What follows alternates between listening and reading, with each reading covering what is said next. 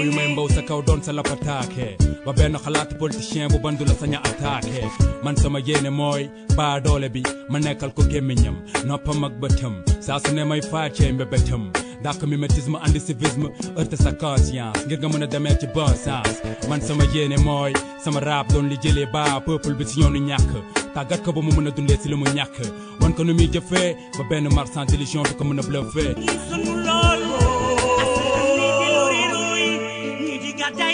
Mesdames, Mesdemoiselles, Messieurs, encore une fois, bonjour et merci de soulever votre émission Objection qui reçoit ce dimanche Maître El Hadj Amadou Ali Kane. Maître, bonjour et merci d'avoir bien voulu accepter notre invitation. Bonjour, Baye Omar. C'est moi qui vous remercie de m'avoir invité à cette grande émission. Merci beaucoup, Maître El Hadj Amadou Ali Kane.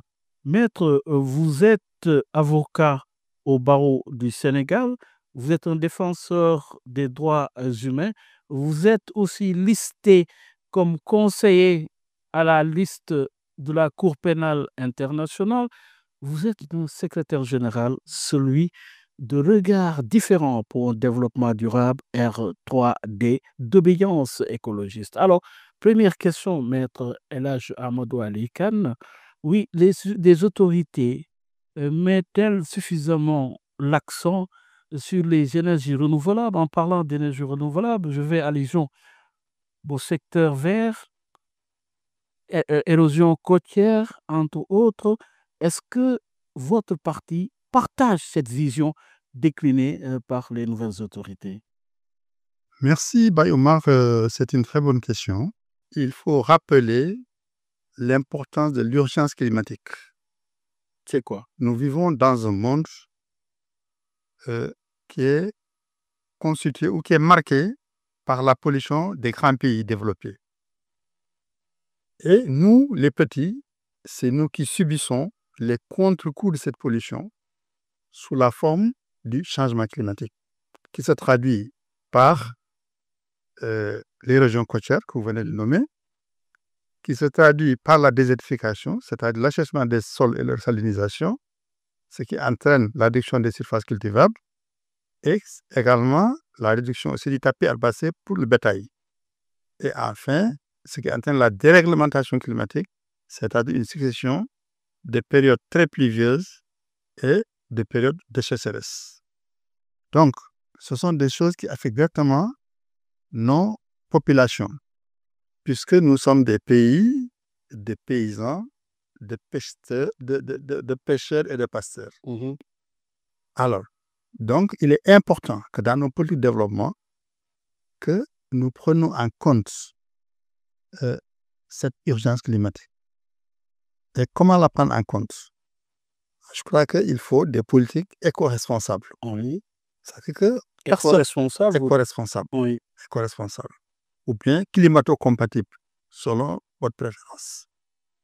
Moi, j'estime qu'en dehors du ministre de l'Environnement qui existe et qui est une nécessité, je crois que les différentes autorités devaient avoir un conseiller climat. Le président de la République devait savoir spécifiquement. Le président de la République devait avoir un conseiller climat. Le Premier ministre devait avoir un conseiller climat. Et éventuellement, l'Assemblée nationale également. Parce que c'est les lieux où on élabore, où on discute des orientations de la politique nationale. Il faut que ces orientations prennent en considération ce changement climatique, prennent en compte non seulement les intérêts de la génération actuelle, mais également les intérêts des générations à venir. Et c'est ça le développement durable. Vous n'avez pas senti de volonté politique dans ce créneau bien précis? Il y a une volonté politique, mais elle est balbutiante, elle n'est pas suffisante. Ce n'est pas assez. Ce que nous voyons aujourd'hui, c'est une politique qui met l'accent sur la construction de logements sociaux. Ce que nous voyons, c'est une politique qui en appelle à l'industrialisation.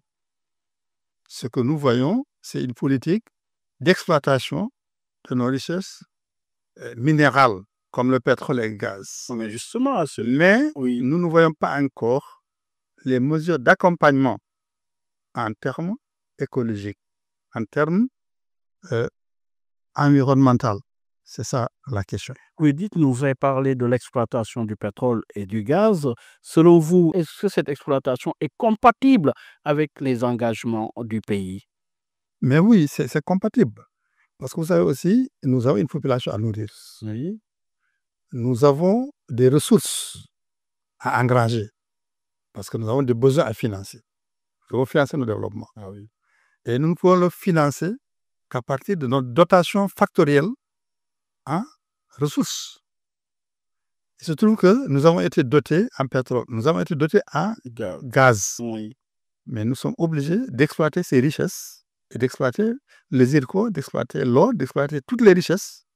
Donc, Nous avons également pris des engagements sur ce plan, il faut prendre des mesures d'adaptation et d'atténuation, surtout. n'est-ce pas? Et c'est sur ce plan-là, calmement, qu'on attend les autorités. Ah. Pour rappeler à nos auditeurs que vous suivez votre émission Objection, que reçoit ce dimanche M. El Hadj Amadou Ali Kane. Il est le secrétaire général du parti dénommé R3D, Regard différent pour un développement durable. Maître, sur ce plan, quelle justement orientation majeure recommanderiez-vous aux nouvelles autorités pour marquer ce secteur qu'est le climat? Vous me permettez d'abord de dire que c'est un jeune parti, R3D, Oui.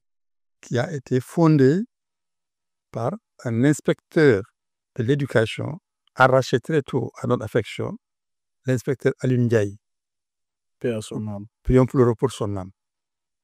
Et ce parti m'avait investi pour la présidentielle de 2024. À la suite de son décès, à l'unanimité, j'ai été choisi pour assurer l'intérim. Je voudrais remercier donc, prier pour le repos de l'âme du professeur Alioune Ndiaye et remercier également les camarades du parti qui m'ont fait confiance. Alors, comme vous l'avez dit, c'est un parti qui est d'obédience écologiste. Oui. Nous pensons que dans tout développement, il faut faire un équilibre entre les intérêts de la génération actuelle, mais également les intérêts des générations à venir. Notamment la préservation des intérêts futurs. C'est ça. Parce qu'aujourd'hui, quand on dit désertification, nous ressentons cela. Mais si rien n'est fait, les Sénégalais de demain qui viendront après nous, ils risquent de vivre ici la famine. Parce qu'ils n'auront même pas des terres cultivables. Le bétail n'aura même pas de tapis herbacés. Les populations côtières seront obligées de devenir alors des squatteurs, de quitter leur site naturel et d'aller ailleurs. Mais on ne vous sent pas trop dans le débat public. Pourquoi? Parce que ce sont quand même des questions qui sont des questions centrales, mais les écolos que vous êtes n'investissent pas trop justement dans ce créneau. Mais ça, ce n'est pas de notre faute. Ça veut dire que nous vivons dans un pays où la parole publique, elle est surtout donnée à ceux qui ont le verbe haut. On n'aime pas trop ceux qui raisonnent, ceux qui donnent des idées, on ne les aime pas trop. Ou en tout cas, on ne les préfère pas. On préfère, on va dire encore une fois, ceux qui ont la tchatch. On préfère, oui, ceux qui font le bling-bling. C'est ça aussi le Sénégal. Mais les personnes qui avancent des idées, qui sont cérébrales, ce n'est pas trop, pour le moment, le dada, on va dire, du grand nombre. Et il faut y arriver. Parce que c'est ça qui construit un pays. Voilà, on construit un pays avec des idées, mais pas avec des injures. Avec vraiment... Vous regrettez le débat actuel politique, la tournure du débat? Je m'en désole, il n'y a même pas de débat. C'est un non-débat qu'il y a. Parce qu'un débat qui tourne autour d'attaques personnelles, un débat qui tourne autour d'invectives, un débat qui tourne autour même d'absence d'idées totales, de propositions. Ce n'est pas un débat, c'est un non-débat. Et pourtant, les sujets ne manquent pas. Et justement, vous êtes avocat à la Cour. Vous le savez, maître, la mise en accusation de l'ancien président Macky Sall, le dossier est sur la table de l'Assemblée nationale. Avec le recul et en tant qu'avocat, que vous inspire une telle problématique? Je veux dire que moi, je suis un républicain. Ça veut dire quoi? Ça veut dire que si le pouvoir prend des mesures qui sont positives à mes yeux, je les soutiens. Par contre, s'il prend des mesures que je trouve nocives, je me dirige contre ces mesures.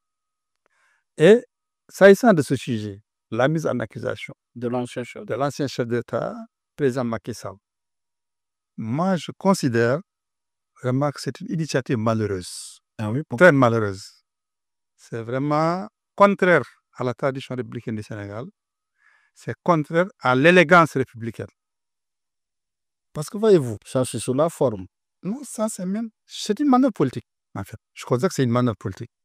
En réalité, c'est une manœuvre politique. Qu'est-ce qui est recherché dans ça? Selon moi, ce qui est recherché dans ça, c'est, à mon avis, de trouver un bouc émissaire aux difficultés du gouvernement. Ah oui. Le gouvernement n'arrive pas à régler la demande sociale, n'arrive pas à des problèmes budgétaires, n'arrive pas à financer son développement, ses projets. Alors, il faut trouver des responsables. Et le responsable en chef, c'est le président Macky Sall. Il faut le mettre en accusation. Ça, à mon avis, c'est la première raison. Et la deuxième raison, pour se dédouaner au jeu de ses partisans et même au jeu aussi de la majorité silencieuse Oui. également, il faut toujours fabriquer un ennemi imaginaire. Il faut toujours fabriquer des ennemis imaginaires. C'est Macky Sall, hier c'était son frère, son beau-frère, son fils. Après, ce sera certainement M. Amadouba, Abdoulaye Daouda Diallo, d'autres et d'autres vont y passer. Donc on a l'impression que c'est un régime qui est à la recherche permanente de boucs émissaires, qui cherche à mobiliser l'opinion contre des adversaires imaginaires qui, selon lui, seraient responsables de la situation aujourd'hui dans laquelle se trouve le pays et que lui n'arrive pas à régler. Et l'autre chose également, ça leur permet en même temps d'éliminer tous les recours. C'est-à-dire toutes les personnes qui potentiellement, aux prochaines élections, pourraient se porter candidat, écoute, se trouveront condamnés et ne pourront plus se porter à la candidature. Et ce qui leur reste donc, la voie libre. Donc à mon avis, c'est une manœuvre purement politicienne qui n'a aucune base factuelle et qui, du point de vue juridique, devrait être vouée à l'échec. C'est le secrétaire général du parti qui parle ou l'avocat? Les deux. Les deux. Les deux. Mise en examen. Dites-nous comment s'articule pouvoir politique et indépendance judiciaire. Dites-nous comment. Alors, ce qu'il faut d'abord retenir, c'est que cette proposition de mise en accusation du président Macky Sall avait été agitée dans un premier temps par le député Guy Marius Sagna. Mais je pense que les hautes autorités n'avaient pas donné leur consentement. Ce n'est pas allé loin. Mais pour cette fois, on voit que l'initiative est portée par le président du groupe parlementaire de la majorité au pouvoir. Donc, ce qui veut dire qu'aujourd'hui, les plus hautes autorités de l'État, certainement, ont donné leur feu vert à cette proposition. Parce qu'on ne voit pas un président du groupe parlementaire lancer une initiative pareille sans avoir pris contact, sans avoir recueilli l'avis du président du parti, qui est le Premier ministre, et sans avoir recueilli l'avis de l'actuel président, puisqu'il s'agit de poursuites contre son prédécesseur. Alors, donc on peut supposer que les hautes autorités de l'ACA sont d'accord avec ça. Et pourquoi elles seraient d'accord? Pour l'actuel président, je pense que la présence très remarquée, très dynamique du président Macky Sall sur la scène internationale le gênerait considérablement. Ah oui?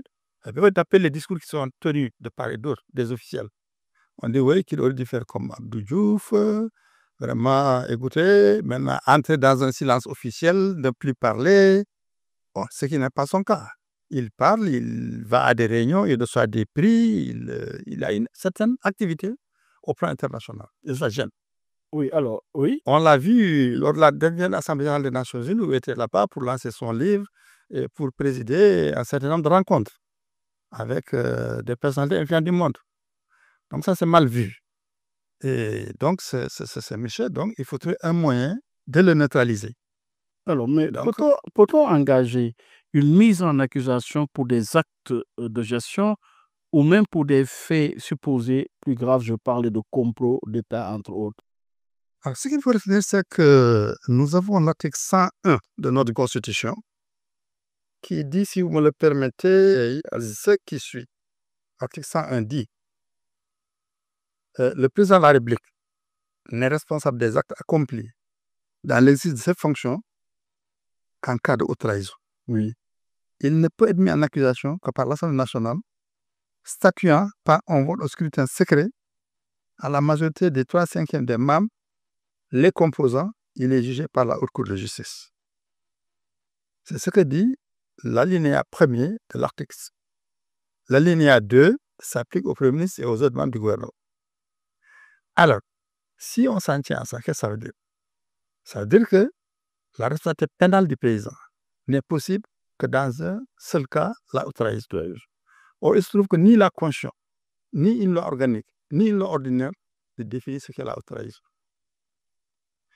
Et également, aucune loi pénale ne prévoit une sanction en cas de haute trahison. Donc, je ne vois pas comment cette initiative pourrait prospérer sur le plan procédural. Et alors, à quel niveau alors se situerait la charge de la preuve? Mais ceux qui veulent faire la résolution, il faut bien qu'ils nous expliquent la base factuelle, mais également la base juridique, la base légale sur laquelle ils veulent fonder leur résolution. Qu'est-ce que le président a fait qu'il soit une autre trahison? Est-ce que c'est cette histoire de dette cachée qu'on veut agiter? Mais il faut savoir aussi, peut-être qu'on en reparlera de la dette cachée, Oui. mais tout de suite, ce que je voudrais faire remarquer, c'est que en ce qui concerne le budget est voté par l'Assemblée. L'Assemblée lui-même, voyez-vous, il a quand même une commission qui s'occupe du budget, n'est-ce pas? Il a un président de la commission des finances.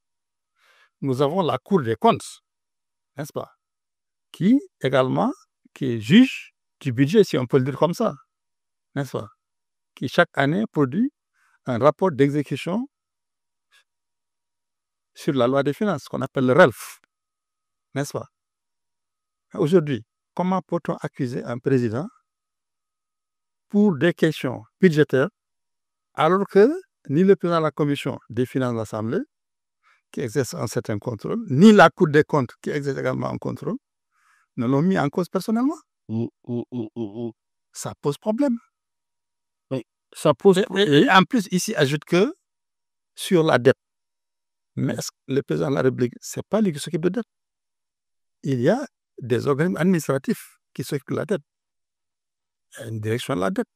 Alors, Il y a d'autres directions qui s'occupent de ces questions. Il y a un problème de responsabilité du point de vue de la hiérarchie des normes. La responsabilité, Oui. en quoi le président est pénalement responsable de tout ça?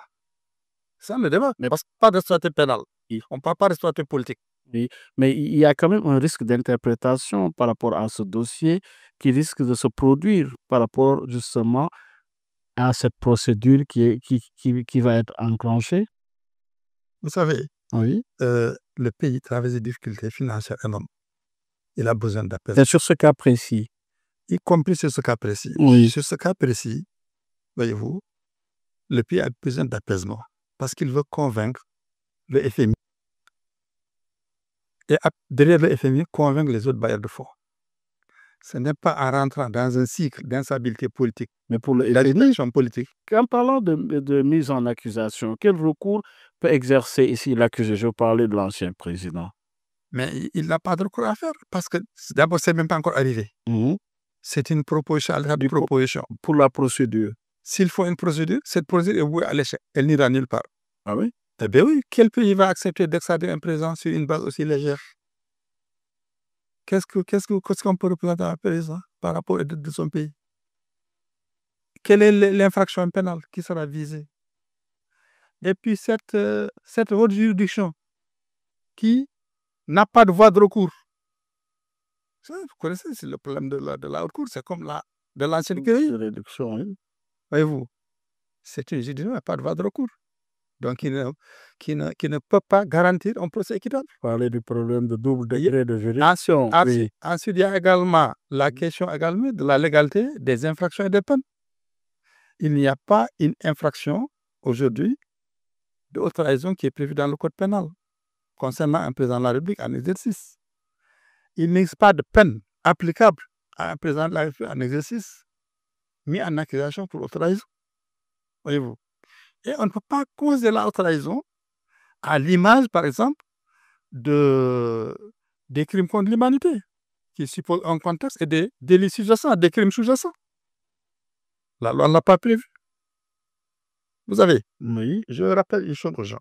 Il faut qu'ils comprennent qu'il y a deux dispositions du pacte international sur les droits civils et politiques qu'ils doivent regarder. Il y a d'abord l'article 15 qui dit que nul ne sera condamné pour des actions ou omissions qui ne constituaient pas un acte délictueux d'appel au droit national ou international au moment où elles ont été commises. Alors, il n'existe pas à ce jour, ni à l'époque où le président Macky Sall était président, une disposition qui punit un président de la République pour haute trahison et qui définit aussi même cette infraction ou ce crime. Ça n'existe pas. Donc, c'est le droit international des droits de l'homme ne peut pas accepter une telle incrimination. L'autre chose qu'il faut savoir, c'est les dispositions de l'article 14, dernier alinéa. On dit que toute personne déclarée coupable d'une infraction a le droit de faire examiner par une juridiction supérieure la déclaration de culpabilité et la condamnation conformément à la loi. Or, ici, aujourd'hui, si vous renvoyez quelqu'un devant la haute cour, que ce soit le président de Macky Sall ou un autre, vous le condamnez. Il n'y a pas de voie de recours. On ne peut pas faire examiner sa condamnation par une juridiction supérieure. Donc, ça également, c'est quelque chose que le droit international des droits de l'homme n'accepte pas. Et on a vécu ça avec M. Karim Wade dans l'affaire de la CREI, où l'État d'Israël a gagné tous ses procès à l'interne, mais sur le plan international, il a régulièrement perdu ses procès. Donc, c'est vous dire encore une fois que le gouvernement, vraiment, c'est, ou en tout cas, ce n'est pas le gouvernement, c'est l'Assemblée nationale, mais avec la cohésion de l'exécutif, puisque c'est l'exécutif. Oui, mais on n'a pas encore vu une éclair du contenu de la mise en accusation. Attendons de voir réellement quel contenu lui conférer.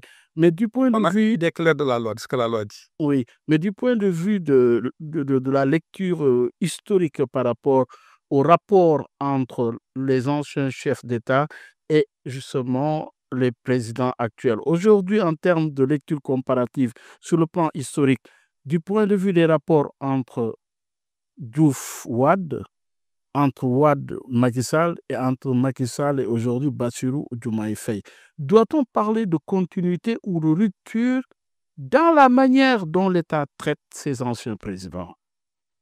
Ça, c'est une chose très intéressante. Il est difficile de donner une réponse générale.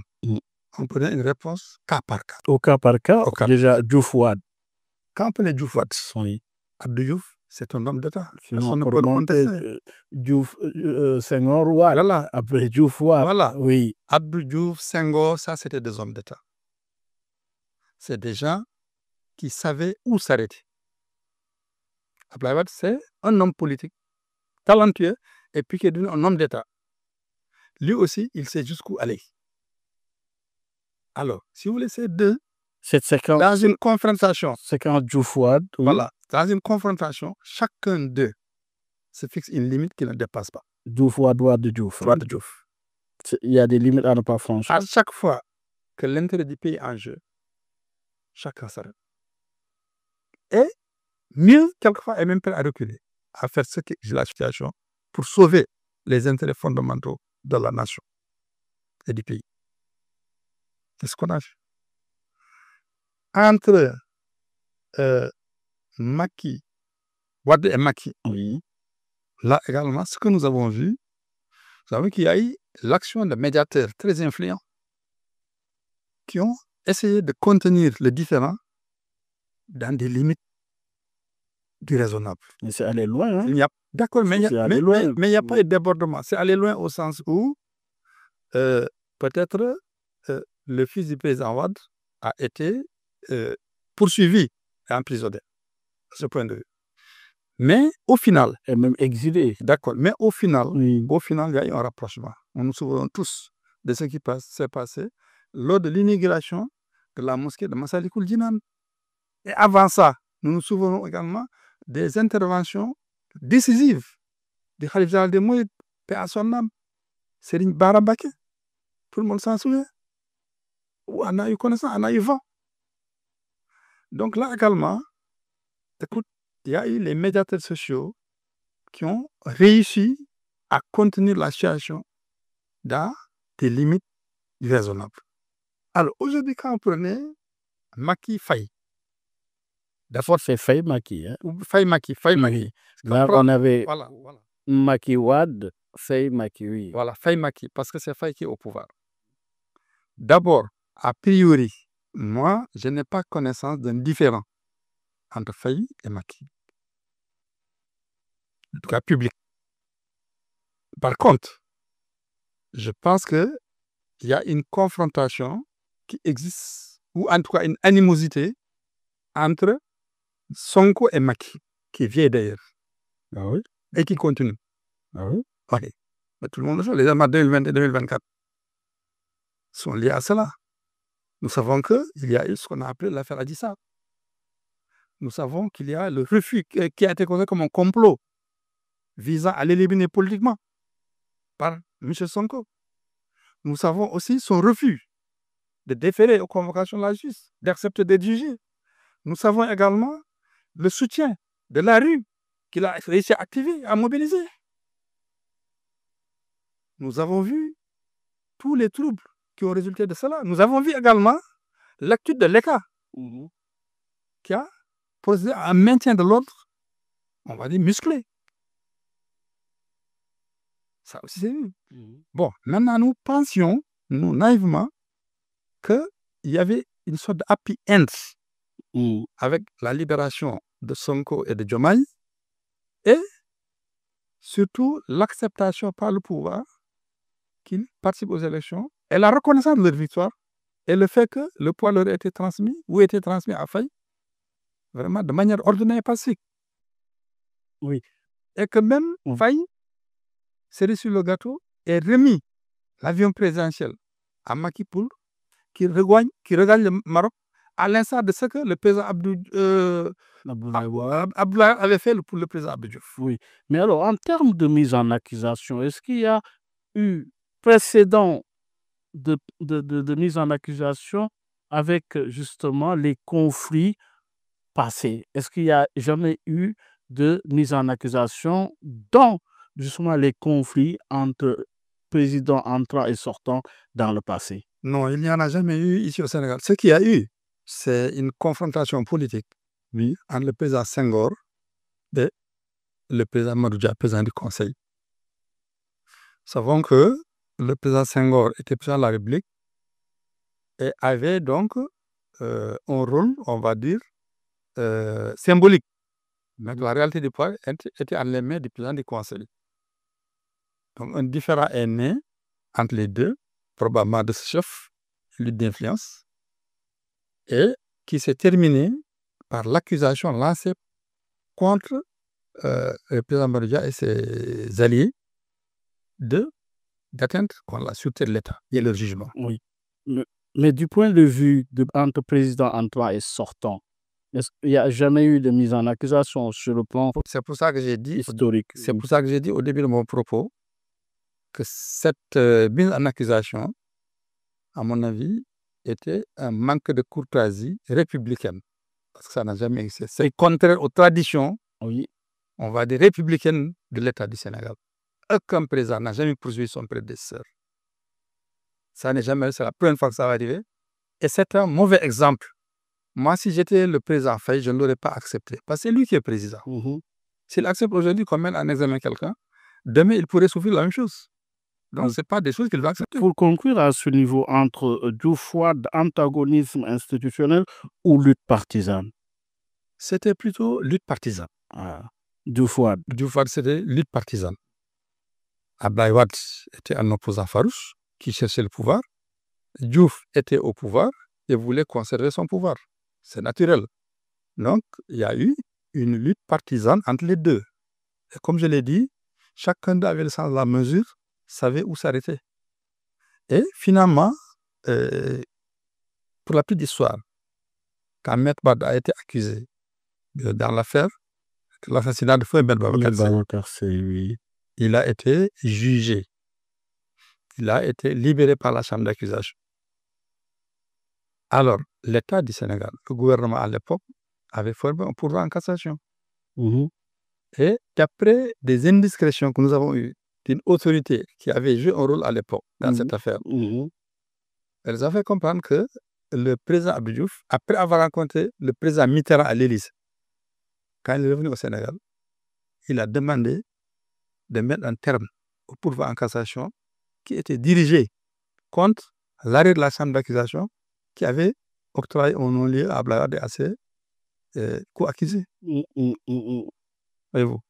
Et c'est ça qui a permis de ramener la paix, et plus tard de permettre à Wade d'être candidat et de gagner la présidentielle en 2000. Donc c'est vous dire que le Sénégal a toujours eu la chance d'avoir des hommes qui savent où s'arrêter, ou bien d'avoir des amis qui savent faire entendre raison aux uns et aux autres, ou d'avoir des médiateurs sociaux qui savent entendre raison, faire entendre raison aux uns et aux autres. Alors, selon vous, est-ce que, selon vous, le traitement actuel est-il davantage judiciaire? De l'actuel président, Oui. Est-ce que le traitement actuel est-il davantage judiciaire, recherche de la vérité ou politique? moi je considère que c'est un traitement politique. Parce que vous savez, je pense que le président Macky Sall, à la veille de son départ, il y avait une unanimité autour d'un point, Mhm. qu'il avait un bilan matériel irréprochable, enviable. Tout le monde est d'accord sur ça. Donc si aujourd'hui on lui dit, on dit que, écoutez, on parle de dette cachée et de tant d'autres choses, alors que, mais écoutez, l'emprunt ou bien les emprunts de l'État du Sénégal sont visibles partout. L'autre jour, quand le président de la République se rendait au stade Abdoulaye Wade pour soutenir les Lions, mais il a voyagé à bord du TER, qui est une réalisation du président Macky Sall. Il est allé au stade Abdoulaye Wade, qui est une réalisation du président Macky Sall. Toutes ces choses ont été faites avec des emprunts de l'État du Sénégal. Donc après, quand on dit oui, la dette, personne ne sait où elle est passée, elle est cachée, elle est ceci, elle est cela. Qu'est-ce qu'on veut dire? C'est de la propagande. Et que vous inspire justement cette contre-offensive du président Macky Sall pour justement renforcer sa défense? Moi, j'estime que le président Macky Sall s'y est pris un peu trop tard. Ah oui? Non, il a bien fait de le faire. Mais moi, si j'avais été à sa place, je l'aurais fait encore plus tôt. Il a bien fait de le faire. Il a bien fait de le faire. Parce que ça commence à bien faire. Mais moi, dès que ça a été dit, j'aurais déjà pris ces mesures-là. Mais ce n'est pas trop tard. Il a bien fait de le faire maintenant. Mais, moi, ce que je peux dire, le problème, ce n'est pas la dette. C'est la divulgation d'informations sensibles concernant les finances publiques. C'est ça qui a plombé l'État du Sénégal. C'est pas une preuve de transparence? La transparence, c'est une chose. Les intérêts de l'État, c'est autre chose. Et il y a une frontière entre les deux. Vous savez, quand Assange, quand Snowden ont divulgué des informations qui étaient pourtant vraies concernant les Américains ont considéré que c'était une atteinte contre les intérêts fondamentaux, leurs intérêts fondamentaux. Ils les ont traqués. Ce que Julian Assange a dit là, avec les Wikileaks, ce qu'il a sorti, c'était des choses vraies. C'était des télégrammes qu'il a sortis. Ce que Snowden a dit, c'est pas fou. Mais c'est des choses qui portent atteinte aux intérêts fondamentaux des Américains. Donc il y a toujours une frontière entre la transparence, le droit à l'information d'un côté et les intérêts fondamentaux de l'État. Et c'est cette divulgation d'informations sensibles concernant les données financières de l'État. Dire la vérité, C'est pas la vérité, elle peut se dire et se dire entre responsables. Vous ne pouvez pas aller dire la vérité dans la rue. Est-ce que la diplomatie se fait dans la rue? Si vous rencontrez un ambassadeur, au nom de la transparence, ou vous rencontrez un chef d'État étranger, au nom de la transparence, vous allez dans les radios, dans les machines de oui, j'ai rencontré un tel. Il m'a dit ça, il m'a dit ça. Il y a chaque chose, il y a une façon d'être transparent dans chaque situation. mais dans le cas d'espèce, il s'agissait quand même de chiffres, de données, justement, pour quand même informer l'opinion. Non, c'est vrai que c'est des choses qui ne concernent pas le vidéo. Parce que, comme je vous l'ai dit, Oui. les acteurs dans cette affaire, c'est qui? C'est le FMI, c'est les agents de notation, c'est les autres partenaires financiers bilatéraux, multilatéraux. Voyez-vous. C'est eux qui donnent l'argent. C'est eux qui réagissent. C'est l'argent des contribuables aussi. Mais l'argent des contribuables, ce n'est pas comme ça que ça s'arrange. L'État, il y a le président, il y a le premier ministre, il y a le ministre des Finances, il y a le ministre du Budget, il y a des partenaires, ils auraient pu en parler entre eux, entre responsables. Voyez-vous. Vous savez, moi, j'ai eu à collaborer politiquement et même à être le conseil d'un grand homme d'État, Fodji Politika. Ce que je retiens, lui, il le dit souvent. Entre responsables, on doit tout se dire. Mais une fois dehors, on doit décider de ne plus rien savoir. C'est comme ça que fonctionne un État. Un État a ses secrets qu'on ne met pas sur la place publique. Alors, Et imaginez-vous oui, que le FMI était sur le point d'encaisser 1,8 milliard de dollars au profit de l'État du Sénégal. C'est la divulgation de ces informations qui a bloqué depuis presque bientôt 2 ans. Et c'est à cause de ça, l'absence de coopération avec le FMI, que tous les autres bailleurs ont croisé les bras. Et c'est à cause de tout cela que les erreurs de notation nous ont dégradés à plusieurs reprises. oui, parce qu'ils n'étaient pas habitués quand même à faire face à la réalité. Non, Oui, c'est-à-dire que au ça. données réel. Et puis encore une fois, les professionnels, les chercheurs ont montré que ce qu'on appelle dette cachée ou dette hors bilan, c'est de l'ordre de 1000 milliards de dollars à l'échelle du monde. Et ça concerne 27 pays. C'est le seul Sénégal qui s'auto-dénonce sur la place publique. Faudrait-il alors laisser cacher ou dire la vérité? La vérité, Oui. il faut la dire. Il faut la dire entre les personnes concernées. Et quoi dans la rue? Au niveau de l'ancien régime, Grâce à la transparence. Quand ne pas revenir ici, le président, quand il revient de voir, il ne parle même pas avant, comme Senghor, comme Abdou Diouf, à l'aéroport pour dire ce qui s'est passé. Quand il ne revient pas, il dit ce que les présidents lui ont dit. alors, Mais ça ne se fait pas. toujours, Il a raison de ne pas le faire. toujours dans ce dossier-là, avocat, concernant l'ancien président Macky Sall, quelle stratégie préconiseriez-vous à l'ancien président pour assurer sa défense? Mais le président, il boit son petit lait parce que le dossier ne tient pas la route. Le président n'était pas ministre des Finances, il n'est pas directeur de la dette, il ne s'occupe pas de ces questions. Vous comprenez? Oui. Et ensuite, depuis toujours, depuis l'époque de Senghor, en passant par Abdou Diouf, Abdoulaye Wade et tout ça, il y a des dettes qui ne sont pas prises en compte et que dans la dette publique de l'État, voyez-vous, ce sont ce qu'on appelle les dettes potentielles, les dettes contingentes. Voyez-vous. Par exemple, je vous donne un exemple. Oui. Le port de Dakar veut faire le port de Ndaya. De Ndaya. Oui. Il a besoin de 200 milliards. Le port a ses actifs. Il a ses activités qui sont rémunérées. Il est en mesure de payer. Alors, qu'est-ce qu'il veut? Il veut juste une garantie de l'État du Sénégal pour que le bailleur international accepte de lui prêter l'argent. L'État donne sa garantie. Mais c'est lui qui paye les charges financières de sa dette. Ce n'est pas dans le budget des dépenses de l'État. Et tant que lui, il paye, ne fait pas défaut, l'État n'a pas à payer. Comment voulez-vous qu'on comptabilise cette dette parmi les dettes de l'État? Parce que c'est quoi une dette? Une dette, c'est un engagement financier, dette publique, un engagement financier de l'État, n'est-ce pas? Une obligation financière de l'État. Et c'est quoi une obligation financière de l'État? Ça suppose au moins que ça soit une obligation qui est certaine, une obligation qui est liquide et une obligation qui est exigible. Oui. C'est-à-dire, certaine, ça veut dire que l'existence soit incontestable. Il faut également qu'elle soit liquide, c'est-à-dire que le montant soit déterminé avec précision. Il faut qu'elle soit exigible, il faut que l'échéance arrive. Or, ici, l'État est garant. L'entreprise qui est garantie paye. N'a pas fait défaut. Mais en quoi l'État est mis en cause? L'État ne sera mis en cause qu'en cas de défaut de l'entité garantie, ce qui n'est pas encore le cas.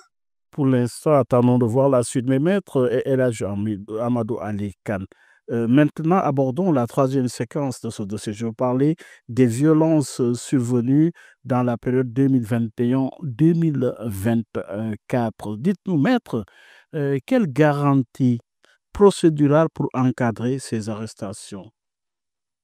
Moi, ce que je voudrais faire remarquer, c'est qu'il y a une loi d'amnistie qui avait été voté, il a dit que tous les faits en relation avec des manifestations politiques qui sont passées en 2021-2024 étaient donc soumis à amnistie. Oui. Alors, il y a eu une saisine du Conseil constitutionnel à la suite d'une loi, je crois, de révision, je ne sais pas comment on l'appelait là, à l'Assemblée nationale. La révision constitutionnelle. Non, il y a une loi qui tendait à revoir la loi d'amnistie, C'est ça. n'est-ce pas?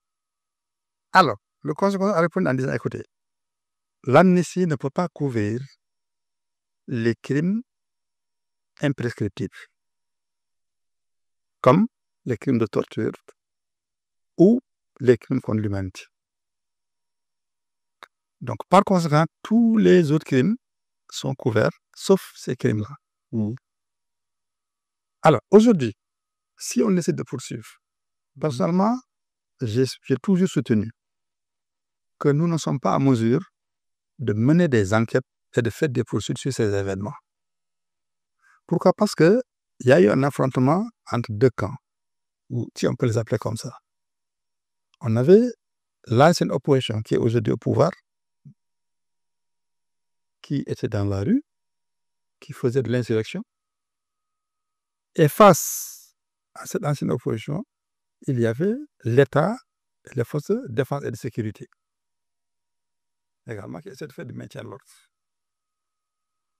Aujourd'hui, est-ce que... Mais quelle preuve pour parler d'insurrection à la... L'insurrection, Oui, en parlant de l'opposition. Ils étaient dans la rue, vous les avez qualifiés d'insurrectionnaires. Attendez. Oui. Pas remarqué. Nous avons tous vu un énorme ou bien immense foule entourer la caserne Samba Diéry Diallo, qui menaçait de rentrer et de mettre le feu dans le C'est ça que vous appelez insurrection? Non, attends, je donne des exemples. Oui. Je donne des exemples. Oui. Mais la caserne, malgré l'armement dont elle dispose, a préféré demander à l'armée de venir la dégager. Et ce jour-là, ce qu'on a vu, c'est un gendarme qui a perdu sa main à cause d'une grenade. Avant ça, nous avons vu des foules qui sont allées presque jusque vers la DAF pour essayer de brûler la DAF. Ça, c'est des choses documentées. Il y a eu beaucoup d'événements qui sont passés. Maintenant, je ne dis pas que c'est tel ou tel qui a fait ça. C'est clair. Mais chaque fois qu'il y a une rébellion contre l'autorité de l'État, on peut parler d'insurrection. Ce que nous savons, ce n'était pas des partisans du pouvoir qui faisaient ça. Alors, c'est pourquoi j'ai dit, et ces gens qui sont sortis, qui leur a donné les moyens, qui leur a donné les instructions pour sortir, il faut mettre des enquêtes. Je ne veux pas dire que c'est tel ou tel. C'est l'objet de la... C'est les enquêtes qui vont ressortir. Les forces de défense et de sécurité. Il y a eu des gens qui ont dit, écoutez, les personnes qui sont décédées, les balles qui les ont tuées, ce n'est pas des balles qui sont utilisées par nos forces de défense et de sécurité. C'est à l'enquête de déterminer les à l'enquête de déterminer tout ça. Alors c'est pourquoi j'ai dit, on ne peut pas dire qu'il y a de la torture. Vous savez que la torture ne peut être exercée que par des forces de sécurité. Vous, particulier, moi, particulier, je ne peux pas commettre de la torture. Il faut avoir une qualité officielle pour faire la torture. C'est ça la définition de la torture en droit. C'est quelqu'un qui est revêtu de la qualité officielle, qui exerce des souffrances physiques ou morales contre quelqu'un. En tout cas, il y a des victimes. Pour l'amener à dire quelque chose, des victimes. à faire quelque chose contre lui-même ou contre un autre. En tout cas, il y a des victimes. C'est ça que je vous dis. Je vous dis, c'est ça la définition. La définition de la torture, ce sont les forces de l'ordre qui torturent. Il y a des victimes en tout cas. Je suis d'accord. Donc, attendons maintenant la suite de l'enquête. Non, c'est pas là où je veux en venir. Je veux en venir au fait qu'on ne peut pas mener nous-mêmes les enquêtes. C'est clair. Ce dossier doit être confié à la Cour pénale internationale si nous voulons la vérité. Parce qu'aujourd'hui, on ne peut pas demander aux forces de l'ordre, aux forces de sécurité, d'enquêter sur des faits dans lesquels elles-mêmes elles sont mises en cause. On ne peut pas demander aux gens d'enquêter sur des faits qui pourraient éventuellement mettre en cause des personnes qui sont aux plus hautes charges de l'État aujourd'hui. Pas d'être intégré parce que Baye Oumar s'estime torturé, on fait la lumière sur lui, on nous estime, on fait la lumière, alors que le Auchan qui a été brûlé, telle personne dont la maison a été saccagée, telle personne dont la voiture est brûlée, ça, on laisse tomber ça. On ferme les yeux sur ces choses. On a dit ça, maître. Ça, c'est vous qui le dites. Non, je n'ai pas dit ça. Moi, je suis en train de vous dire les raisons pour lesquelles je milite en faveur d'une enquête exhaustive qui ne peut être menée que par la Cour pénale internationale. C'est ça que je vous ai dit. Sur ce point précis. Mais je ne dis pas qu'il ne faut pas enquêter. Je n'ai pas dit ça. Je dis, si les gens veulent enquêter, il faut faire une enquête exhaustive, voir qu'est-ce qui s'est passé, pourquoi ça s'est passé, et qui est derrière tous ces événements. C'est ce que je dis. Mais peut-on craindre la question, peut-on craindre une combinaison, Cette combinaison, oui, combinaison enquête sur violence politique et mise en accusation. cette combinaison va nous installer dans ce que j'appelle vraiment un mandat judiciaire. C'est-à-dire qu'au lieu de travailler, on sera là à nous occuper de justice. J'étais là chez vous, je pense, le 23 novembre 2023. Je vous disais à l'époque que la situation du pays était marquée par une bipolarisation violente qui faisait que deux camps s'opposaient, le camp du pouvoir et le camp de l'opposition, amené par Pastef à l'époque. Je vous disais que cette confrontation a coûté au pays près de 10 points de croissance. Aujourd'hui, vous connaissez notre situation économique. Nous avons besoin de rétablir la situation économique du pays, de nous réorganiser sur le plan économique, n'est-ce pas? D'améliorer nos agrégats macroéconomiques. Donc, nous ne pouvons pas nous payer le luxe d'une instabilité politique interne. C'est-à-dire que nous n'avons pas intérêt à ça. Ça, c'est ma position personnelle. Et c'est que le pays dont il a besoin, c'est de l'apaisement. Oui. On a besoin d'apaisement pour pouvoir renouer avec le FMI, pour pouvoir renouer avec les bailleurs de fonds multilatéraux, avec les marchés financiers internationaux, pour pouvoir améliorer notre rating, n'est-ce pas? Et pouvoir maintenant vraiment réaliser tous les projets pour lesquels ce nouveau pouvoir a été élu. Mais aujourd'hui, maître, les victimes et les accusés demandent justice. Quel mécanisme mixte pour justement gérer ce dossier? Le seul mécanisme qui était possible et qui a été écarté, c'était ce qu'on appelle la commission vérité et réconciliation. Ça a été écarté. Les gens ont préféré, la Gambie a fait ça. Nous, on a préféré une autre voie, on a préféré la voie judiciaire. On va voir ce que ça va donner. Mais moi, je suis sceptique. Je pense que la voie judiciaire, nous n'avons pas les moyens de la mener. Il faut la confier à une juridiction plus utile que nous, qui est la Cour pénale internationale. Ce que nous n'avons pas choisi de faire. Vous savez, moi, j'ai eu la chance d'avoir assisté le parti des frères musulmans d'Égypte, Oui, devant la Cour africaine des droits de l'homme. oui. Je sais quel était le niveau de violence, le niveau de répression qui a suivi le coup d'État de l'actuel général contre le président Morsi. Ici, on rentre en prison, on en sort. Mais il y a des pays où tu rentres en prison, tu ne sors pas. Si tu sors, c'est les deux pieds devant. Vous comprenez? Bien sûr. Donc, encore une fois, on parle de 80 morts, c'est beaucoup. Je prie pour le report de l'âme de ces gens-là. Mais il faut savoir qu'il y a des pays où il y a eu 3000 morts. Côte d'Ivoire, il y a eu 3000 morts. En Égypte, on ne peut pas compter le nombre de morts en prison. En Afrique du Sud, combien de morts il y a eu du fait de l'apartheid? Et donc, les gens comprennent que chaque pays a connu des phases de secousse dans son histoire. Mais ce n'est pas pour autant aussi que ces pays-là ont choisi la voie de la vengeance, la voie de la vendetta. Ces pays également, la plupart du temps, opté pour des voies médianes. Voyez-vous?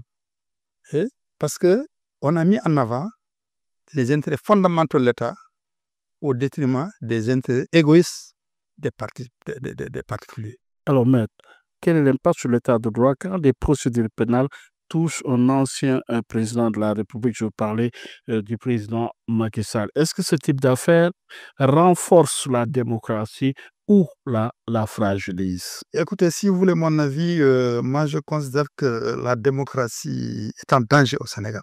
Oui. Oui, c'est mon avis personnel. Il y a également aujourd'hui, c'est que moi je remarque personnellement, il y a des signes avant-coureurs de ce qu'on pourrait appeler le fascisme. Ah oui? Oui, oui. Vous avez un affaiblissement de la presse indépendante ici, dans un organe de presse privé. De plus en plus, on essaie d'affaiblir la presse indépendante. De plus en plus se développe ce qu'on appelle le culte du chef.